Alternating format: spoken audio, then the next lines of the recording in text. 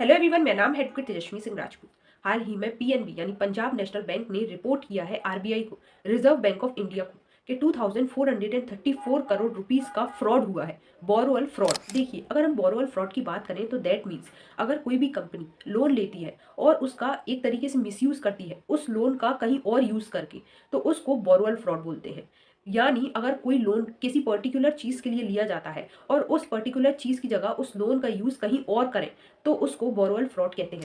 और मैं बता दूं, यह फ्रॉड श्री ग्रुप के जो प्रमोटर्स हैं उन पे लगाया गया है, यानी जो श्री ग्रुप के मालिक हैं एक तरीके से जिसने ये बनाया है उस पे लगाया गया है। हालांकि जो श्री ग्रुप है उसकी अलग अलग कंपनीज हैं, लेकिन जो दो पर्टिकुलर कंपनीज हैं, श्री इक्विपमेंट फाइनेंस लिमिटेड और श्री इंफ्रास्ट्रक्चर फाइनेंस लिमिटेड, इन दो कंपनीज पे इस फ्रॉड का इल्जाम लगा है। मैं बता दूं, ये दो बैंक नहीं है बल्कि एनबीएफसीज है, यानी नॉन बैंकिंग फाइनेंशियल कंपनीज है।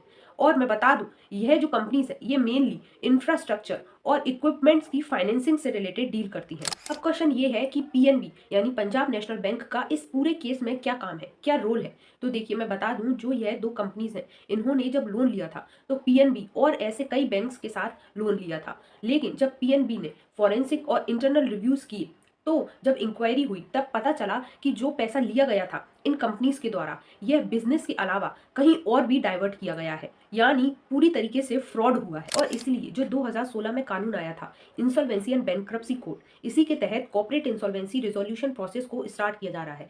यानी अगर कोई भी कंपनी डूबती है या फिर लोन पे नहीं कर पाती है तो यह लगता है, और ये सारी चीजें देखने का काम रहता है नेशनल कंपनी लॉ ट्रिब्यूनल का।